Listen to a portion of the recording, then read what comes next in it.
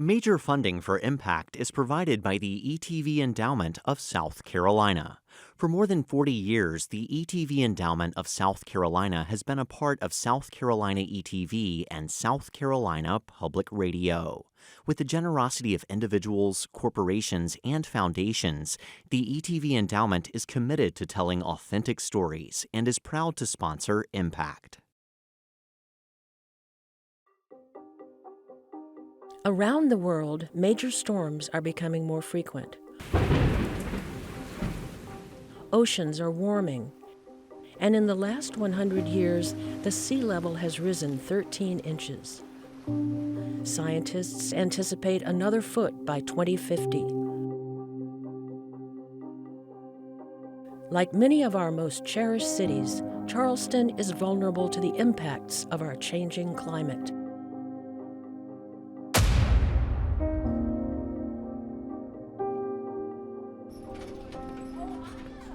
People come to Charleston to see the beaches and see the ocean, eat our seafood, enjoy these beautiful views of our harbor and of the water. But where we love the water, we also have always had this fight against the water.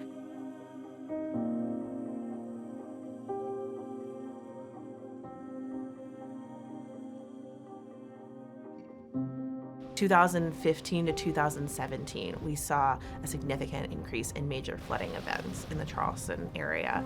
That was the 2015 thousand-year flood event. 2016, we saw Hurricane Matthew. In 2017, we had Hurricane Irma. So many people's homes and properties were devastated and destroyed from these floods. That was really what kick-started this, resilience movement and these conversations around flooding in Charleston and how can we become proactive instead of reactive with these flooding issues.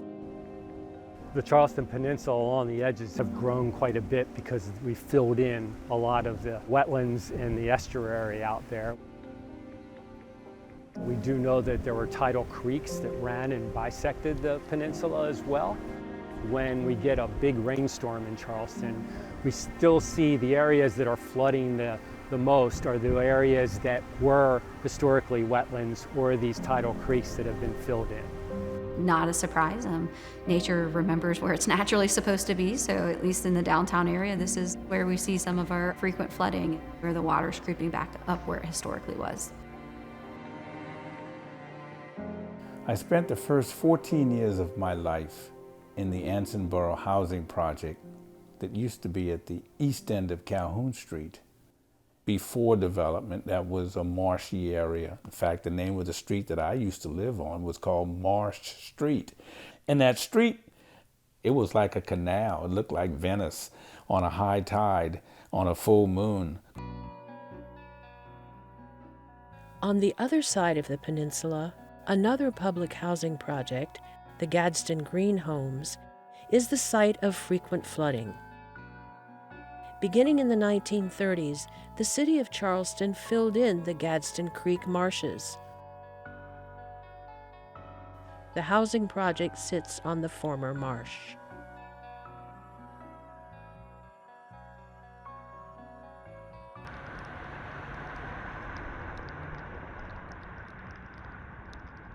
We are standing at the corner of Line and Haygood in Charleston, South Carolina on the west side. It looks like we're standing in a street, but what we're really standing in right now is Gadsden Creek. Gadsden Creek is a historic, formerly 100-acre salt marsh that was the center of a Gullah Geechee community that thrived here. One of the most amazing things about salt marsh creeks is that they will continue to try to be a creek no matter what you do to them. Most people don't understand that what they're driving through is salt water and that this creek is doing what it's always done. There's actually three ways that the peninsula has been flooding. One is just storms that come in and dump a lot of rain, and we cause flooding in the streets and in the neighborhoods because that runoff can't run off fast enough into our storm drains and back out into the Ashley River and the Cooper River. We also have flooding that occurs now more and more often because of king tides or elevated high tides. And then we have flooding associated with storm surges like hurricanes or northeasters or other types of storms that come in and hit Charleston. And sometimes it's a combination of all three. One of the major ways that we're feeling impacts from sea level rise is a disruption to our daily life. When we have these days where the peninsula is underwater, businesses have to close, and some might be inundated and they're closed for an extended period of time. So this is causing a major economic disruption for us in the city, for sure. We're seeing a lot of erosion in our beach communities, so these beach communities are continuously having to pursue funding for these very expensive renourishment projects. There's question about whether or not that's a sustainable model. We're seeing a lot of nursery and breeding grounds be submerged more frequently. That can be a huge threat to some of our seabirds, our sea turtles, our fish species that might use marshes or estuaries as breeding or nursery grounds. It can definitely impact what's available on the market, which can impact, of course, our restaurant industry, which is a huge part of our life in Charleston. The consequences of sea level rise aren't limited to the Charleston Peninsula. People who live in other parts of the city and county feel them acutely as well. In the area's historically black communities, the effects of a warming climate are compounded by development, government policy, and a history of racial inequality. The city of Charleston and Charleston County are part of the Gullah Geechee Cultural Heritage Corridor. The corridor is under the National Park Service. It is considered a National Heritage Area from Jacksonville, North Carolina, down to Jacksonville, Florida, and 30 miles inland. With over 1 million Gullah Geechee people that still consider themselves Gullah Geechee and their descendants. Ain't nothing more Geechee than grits. We are dealing with sea level rise. We're also navigating land issues, land development. And what's happening is a lot of the land developers are coming in where there was a community that didn't have that many flooding issues and instances because of the development and the shifting of the land. Now there's water coming into that particular neighborhood. And this is happening across the corridor. Rosemont is an old black community in the area known as the Charleston Neck. It was bisected in the 1960s by the creation of Interstate 26. Homes and businesses were destroyed, and some residents had to relocate. The federal government and the state built the Interstate I-26 and extended it into Charleston. It stopped at what is Line Street, where the old Cooper River Bridge used to be. It continued on and right through black communities on the peninsula.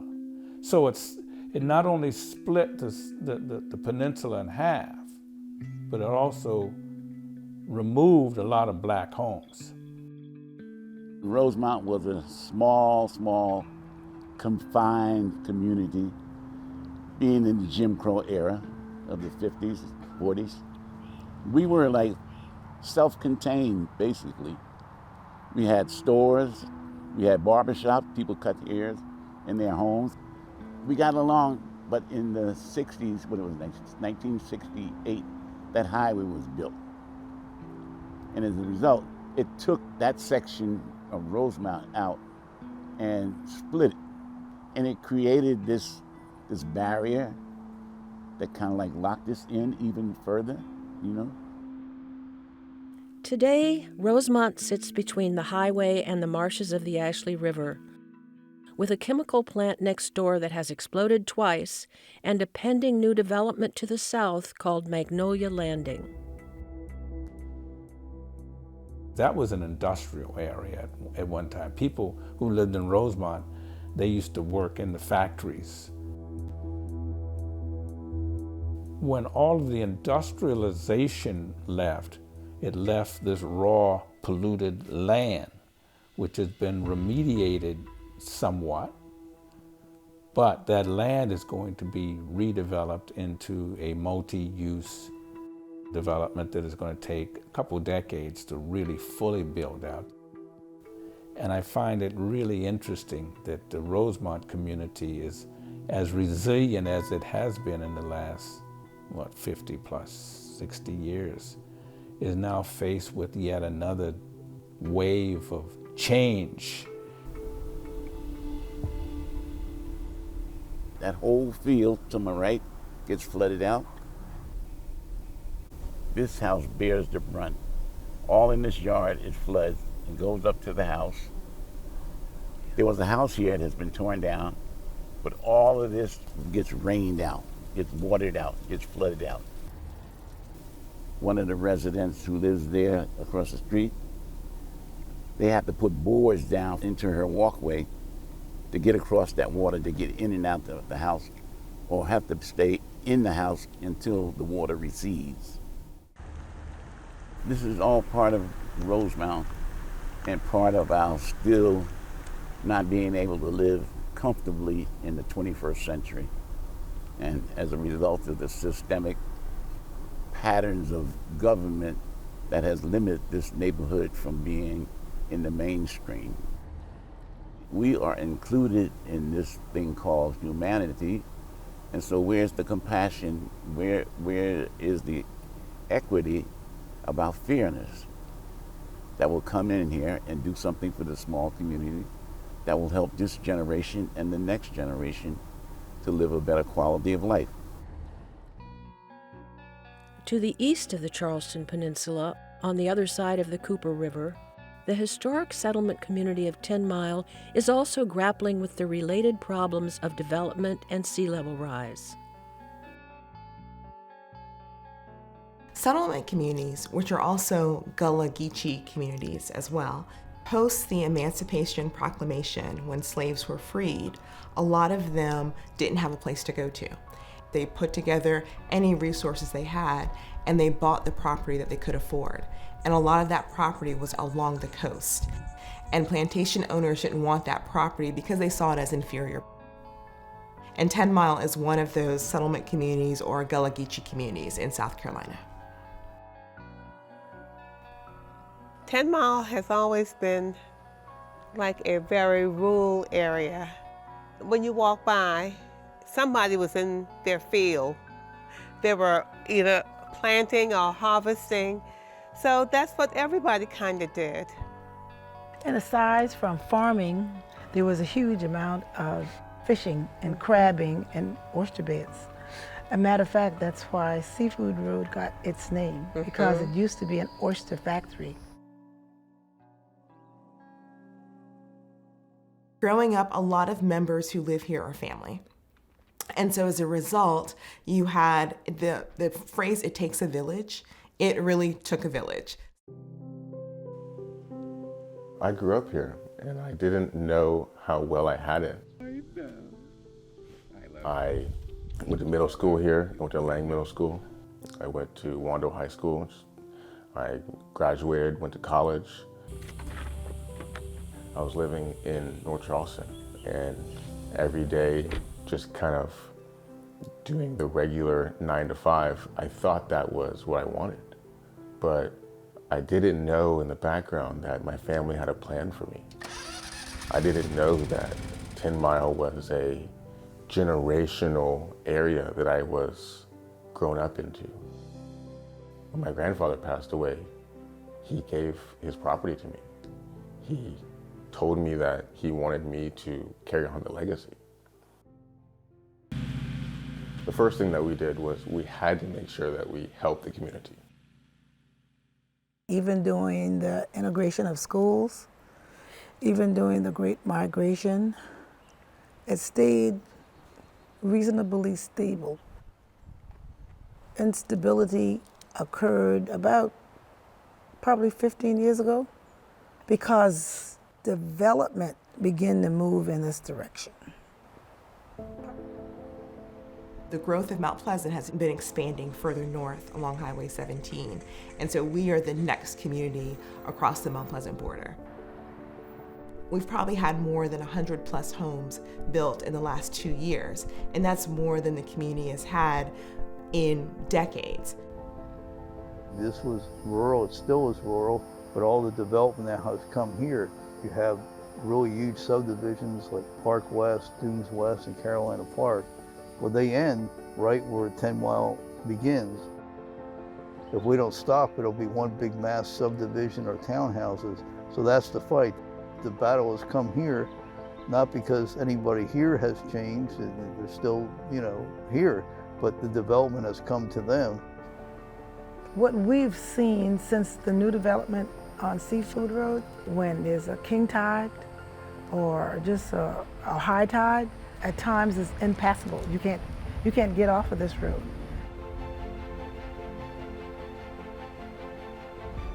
There are many areas in the community where there are older people that live that cannot travel or even pretty much get out of their yards if there's standing water.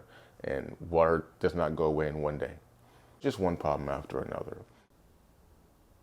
The South Carolina Environmental Law Project has provided legal support to the 10 Mile community.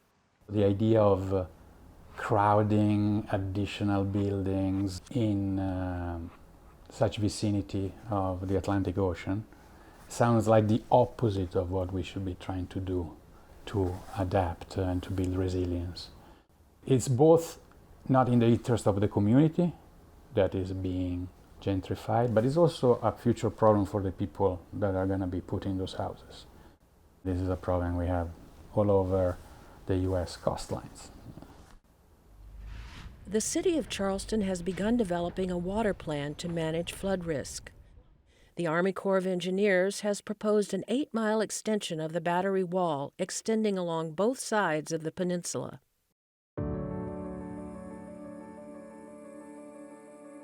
At the south end of the peninsula, we've historically had our batteries, our high and our low battery, and for centuries they've done a pretty good job of protecting the neighborhoods and assets around there from large storm events. There has been a little bit of toppling, but better than if something hadn't been there.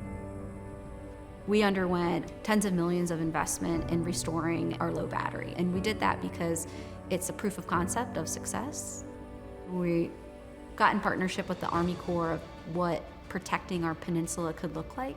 They said, well, you need an elevated edge.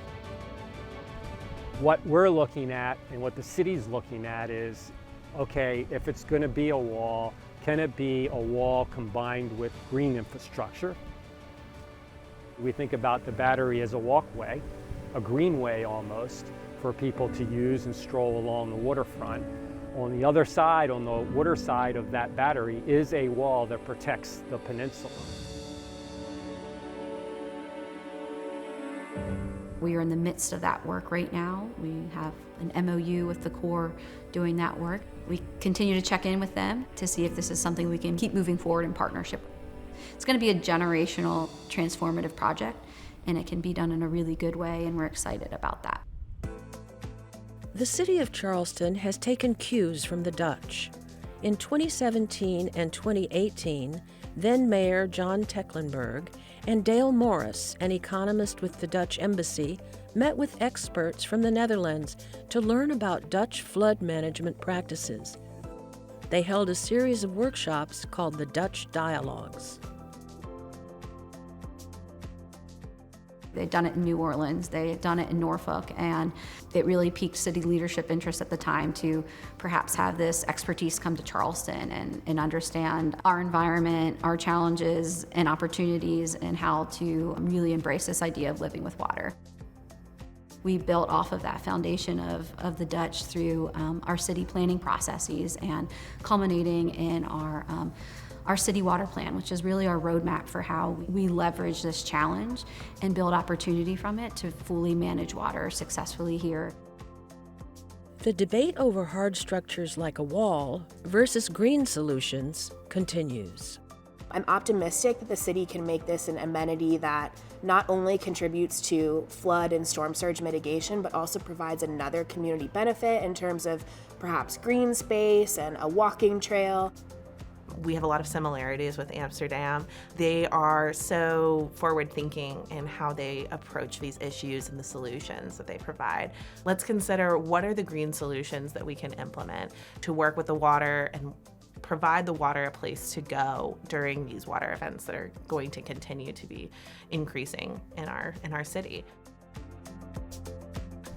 The Fishburne Tunnel is carrying stormwater runoff from a certain section of the city and draining the city, which has had a legacy of flooding there. It was needed to do that, and there are other plans to do other similar types of infrastructure around the city. The US 17 Spring Fishburne project, a deep tunnel drainage system, is nearly complete. It will send floodwater into the Ashley River to relieve flooding in downtown Charleston. We've rightly been paying a lot of attention to flooding and the quantity of water running off the city and other areas. We need to also be paying attention to the quality of that runoff as well, because when that rain hits streets and hits rooftops, it picks up pollutants off of there, and it carries those pollutants right into our waterways and right into our wetlands, which begin to contaminate those areas. From a water quality perspective, the best thing to do is treat it at its source. If we can find a way of capturing runoff off of rooftops and treating that water in bioswales and bioretention and rain gardens before it enters into even these underground drains and tunnels, then we're treating those pollutants and taking them out of that water before it runs back into our estuaries. The city is trying to adapt, I think, and learn how it can live with water. And of course, this is a two-pronged thing. The city government has its role, but individual homeowners have their roles, and there's small things that people can do. So we have 2 rain gardens in the front yard. Our main rain garden is about 28 feet in length. Our front yard is actually lower than our street. So whenever it rains, water flows off of the street, runs down our driveway, runs down our yard, and for the longest time we'd get ponding or puddles that would sit there. We had concrete sidewalk. We had a lot of impervious surface areas that water wasn't able to infiltrate in our front yard. So we took up that concrete sidewalk, put in gravel and stepping stones, and then adjacent to that we installed our linear rain garden. So the water actually flows from the street down our driveway into the rain garden, and we rarely ever have a puddle in the front yard anymore. In our rain garden, we like to use native plants. Those are the plants that can do really well with the conditions out here. These plants are really strong. They don't need fertilizers, they don't need irrigation. They support our local pollinators. We think they're beautiful. If more people start to incorporate rain gardens, and we really think about how we manage water on a site level, per home, per business, per school, or whatever the structure is, then I think we really can make a difference. We're really dependent upon our centralized drainage infrastructure. So we really are sending the water off of our property. We're sending it to ditches and pipes, and that's getting discharged downstream into a local water body. Whereas we can reduce the strain to that centralized drainage system by managing water closer to the source at the site.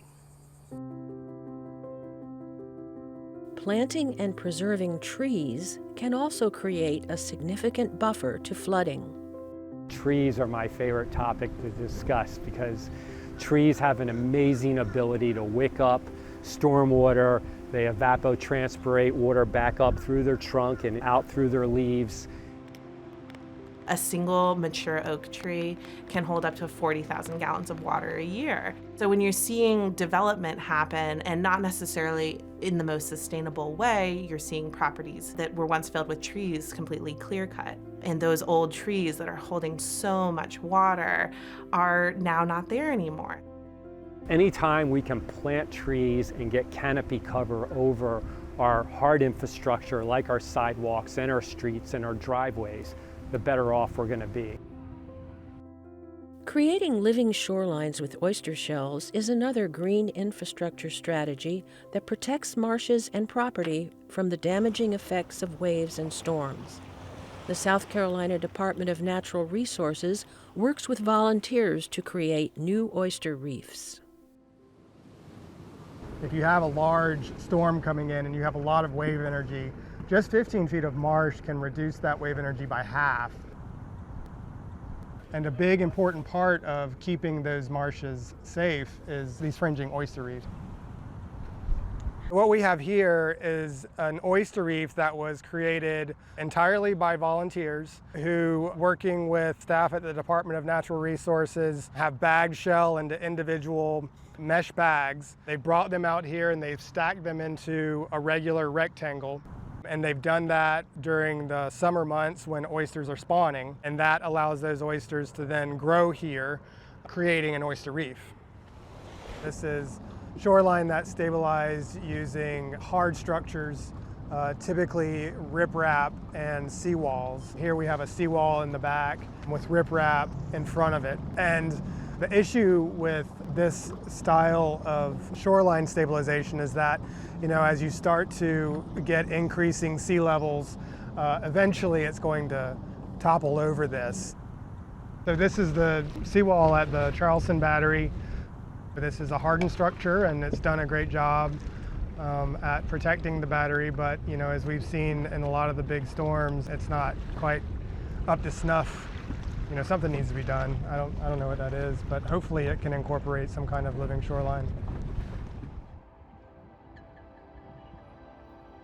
Rosemont, farther up the peninsula, is beyond the reach of the extended battery wall proposed by the Army Corps of Engineers. The city of Charleston is working on green solutions to the flooding in Rosemont. The Rosemont community, they are part of this initial study that was done for storm surge on the peninsula. And just given the nature of where that community exists, they were deemed for non-structural. And if you put a structure there, it would require to take homes, which we were not going to do that. That would potentially be some voluntary home elevations and some floodproofing measures for residents there. So there's an opportunity for us to do continued engagement with those communities of how we can help them build their resilience as well. What we're doing in Rosemont is something that I almost think of it as a pilot. In June 2025, the city organized a meeting of nonprofits and government agencies in Rosemont to meet with community members and share plans for addressing flooding. We just got elected in January, and we've only had like 3 months to really try to get the planning and everything in order, but our priorities are there. We just act as a voice for the neighborhood. It's a myriad of issues here. We live in an industrial part of Charleston. The neck is developing. We've got sewage issues, drainage, flooding, all those water resilient issues that came up lately, gentrification, you name it. We've been placed in a flood zone and a floodplain, and that forces a lot of the residents to have to get flood insurance, which we never had to do before. So that's a huge bill added on to, the other expenses that come natural in this neighborhood. I've been in this community for 70 years. I'm retired from the VA hospital. I moved up in North Charleston for a little while, but came back home to take care of my mother. So I stay in her house on Delano Street. It's a quiet community. It's a great community. A lot of people have died off and left it to their children. A lot of children have sold their houses. And I think this area is going to be booming. The Magnolia wants a lot of house because of waterfront property. I'm the vice president of Rosemont right now.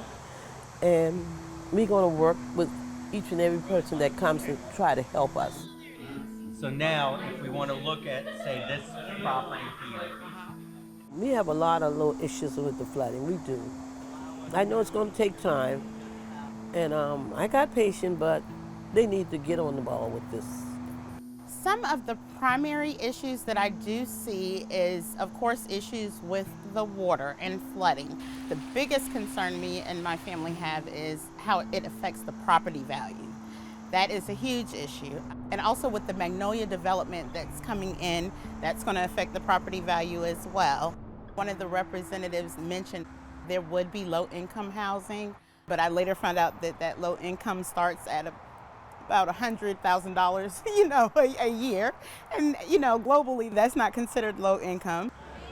Just ensuring that the community members are educated about what they're bringing and how their presence will prove to be mutually beneficial. Why I'm so excited about this effort in this neighborhood is that we have all these stakeholders that are doing slightly different things. Our organization has a grant from NOAA. It's a 3-year grant serving 4 underserved communities along the coast. Rosemont is one of them. And what our grant is allowing our organization to do is a major study of this marsh. Ultimately, that work will inform restoration activities. And then we will come in and do those restoration activities. I'd like to see a larger population show up at the meetings, learn about what's happening, and most importantly, give us their input.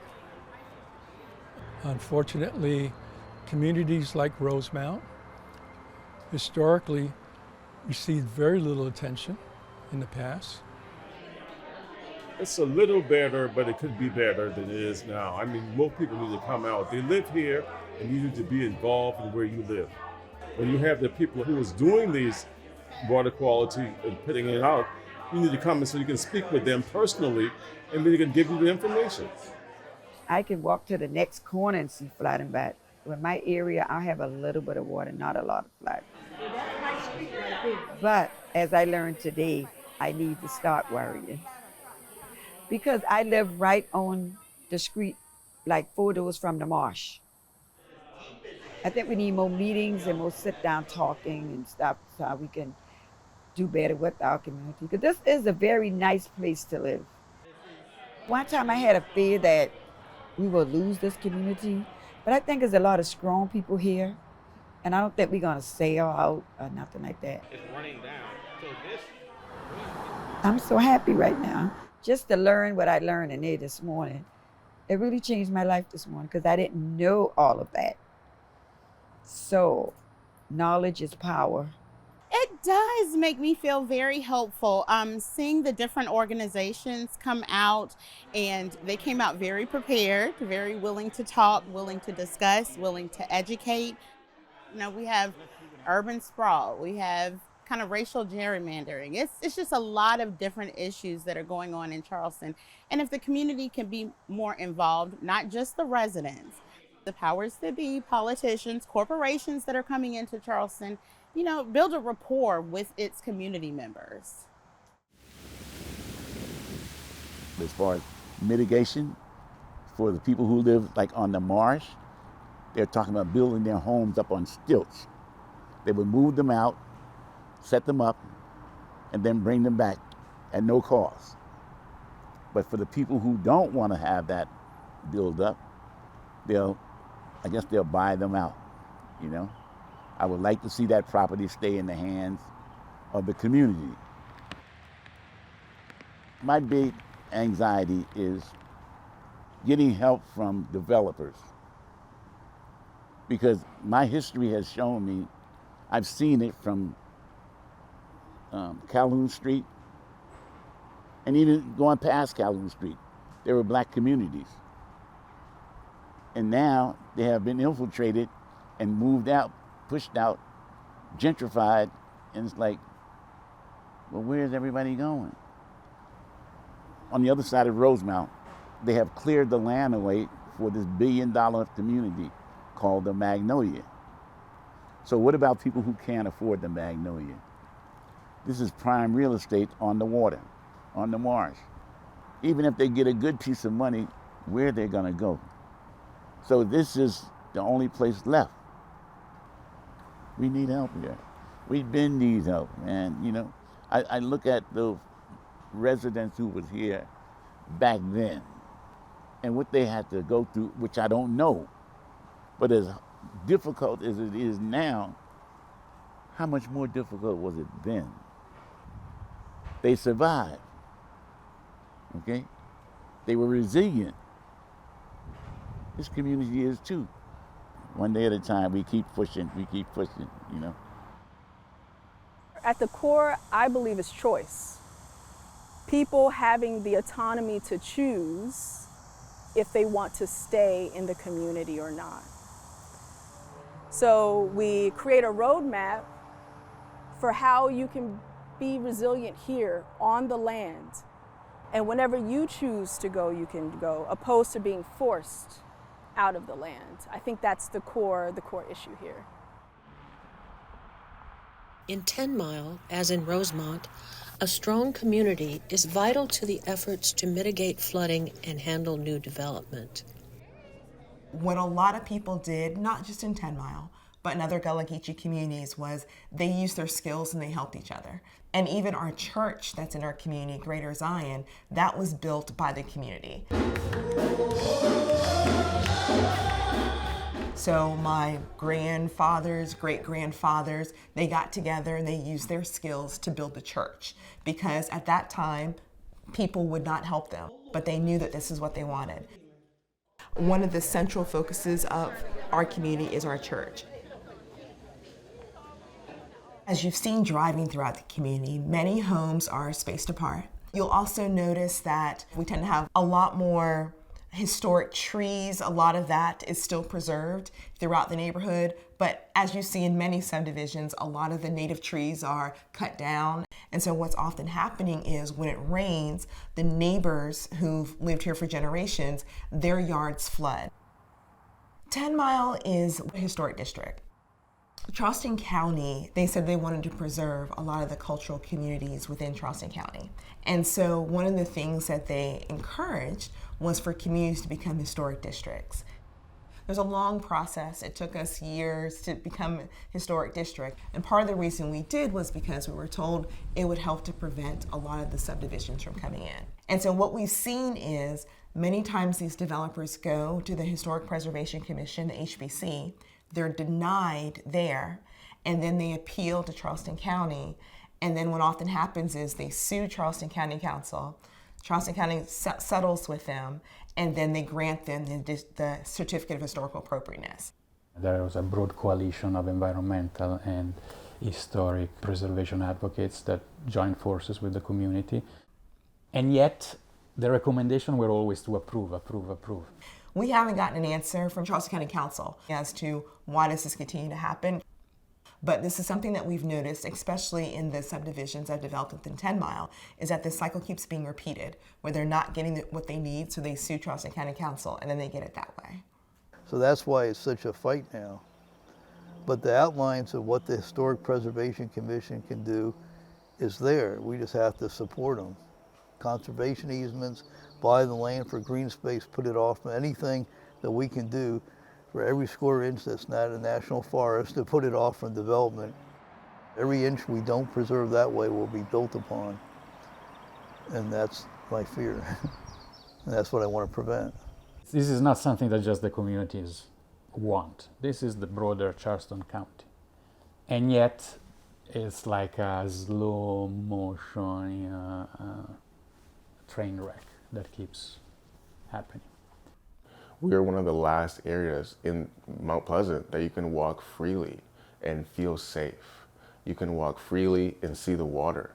But right now, with the more neighborhoods that are being built, the less privacy, the less land that we have, the more gentrification that happens, we are unable to sustain the natural beauty that we have.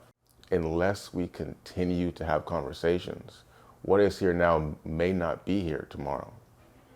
The Gullah Geechee communities, they do have value. We need to learn more about it ourselves, teach our children so they can teach their children.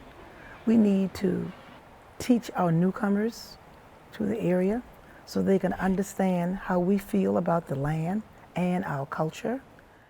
Because I'm believing that our newcomers come here for the beauty of what they see And we can't keep that if we are overdeveloped. I'm optimistic.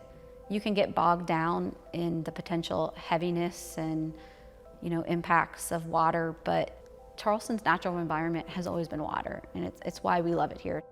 It's our community to solve and work for, no matter your jurisdiction, and get folks engaged to see the solutions that they want to see in the city is what's really exciting for me. We're in the teenage phase of our water plan. I think it was a great start. We need to figure out now how to implement some of these projects. And of course, I think we're all a little bit concerned by the availability of federal funding in the near future. That really drives what we're able to accomplish here. I am hopeful that we can continue to pursue state level grants, federal grants, and local efforts to raise money for some of these projects that are so desperately needed. There's a lot that other cities can learn from Charleston, and there's some things that Charleston can learn from other cities. I think that's the other important thing, to make sure that we're all learning from one another. I'd like to take a moment to provide some background info that will help frame tonight's discussion. Charleston is flooding more now than ever before. According to the National Weather Service, our city experienced... We're going to be thinking of ideas and putting in place those different ideas, but we might not know how well they'll work or how well we all respond to them for another 10, 15, 20 years, but we need to continually learn and adapt for future generations and for future enhancements of whatever we do. At the Gadsden Creek area, local students are involved in the effort to protect the marsh and their community. I was born and raised in Charleston, downtown Charleston. I went to Burke High School, which is what inspired my interest into this entire project. I learned that Charleston had many different tidal creeks stretching all around the peninsula, like tons. Mayor Cogswell took a walk of Gadsden Creek with scientists, engineers, and residents of the community to hear them out and listen to their concerns. The mayor knows, and I know personally myself, that Gadsden Creek can store up to 10 times the amount of stormwater than any of the developers' planned stormwater management systems. You don't have to be science literate. You don't have to be a scientist. You don't have to be a Congress member. You don't have to be any of that. All you have to do is care enough to be informed. Post about it, get the word out to more people who may not. That's all you have to do to ensure that we may have a fighting chance to help save this community.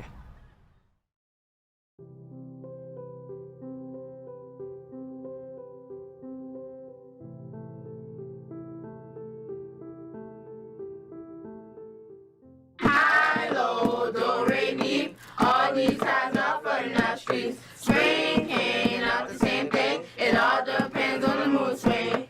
We're on a mission, asking for permission. Find a solution for our city's evolution. Gadsden Creek is filled with trash. Now you're flooding is a pain in the ass. So high, low, do, re, mi. All these times are flooding our streets. Spring came, not the same thing. It all depends on the mood swing. Trash in the creek and beneath our feet. Didn't stop us from building these streets. Gadsden Creek is trying to make a comeback, but the engineers ain't having none of that. High, low, do, re, mi. All these tides are flooding our streets. Spring came, not the same day. It all depends on the mood swing. Because of all the downtown construction, Gadsden Creek is facing reduction. When we leave, it'll be a sad day. Do let them go away.